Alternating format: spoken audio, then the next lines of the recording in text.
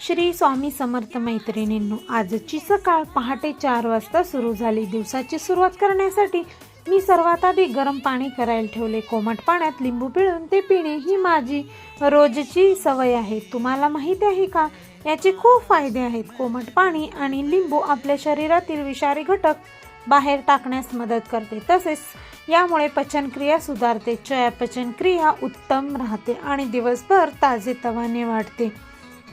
इकडे मी लिंबू पाणी पिऊन लगेचच डाळीला कुकर लावून घेतले आहे। इकडे मी चटणी करायला घेतली आहे। मिक्सरच्या भांड्यात शेंगदाणे, फुटाणे, हिरवी मिरची, कोथिंबीर, पुदिना, लसूण, जिरे आणि मीठ घालून चटणी वाटून घेतली। त्यानंतर फोडणीसाठी तेल गरम करून घेतले। त्यात मोहरी, जिरे, कढीपत्ता आणि सुकी लाल मिरची टाकून चटणीला मस्त फोडणी दिली। मुलांच्या डब्यासाठी पपई कापून घेतली। एका बाजूला डाळीची आमटी आणि दुसऱ्या बाजूला ढबू मिरचीची भाजीही तयार केली।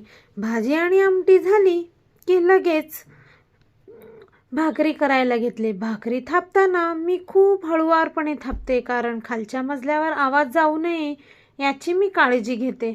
स्वयंपाक आवरला की घर झाडून घेतलं आणि आंघोळ आटपून मी लगेच देवपूजेला बसले।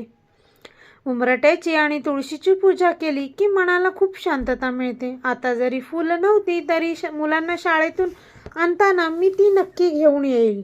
सकाळी 6च्या आत माझी रोजची देवपूजा पूर्ण होते, जेणेकरून मन अगदी प्रसन्न राहते।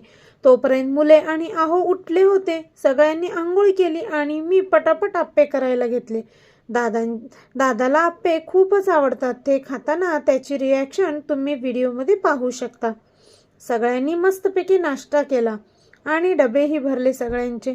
भाकरी, आहोंच्या डब्यासाठी भाकरी, आमटी, ढबू मिरचीची भाजी आणि मुलांच्या डब्यात आप्पे, चटणी।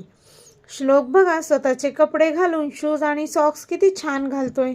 मुले स्वतःची कामे करायला शिकतात तेव्हा खूप आनंद होतो। दोघांना शाळेत सोडायला मी निघाले।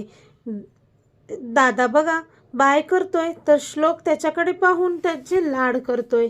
हे दोन्ही भावांचे प्रेम बघून मन अगदी भरून आलं। श्लोकला ही त्याच्या क्लासमध्ये सोडले आणि आता मी घरी परत आले आहे। घरी आल्यावर निवांतपणेचे चहाचा आस्वाद घेते।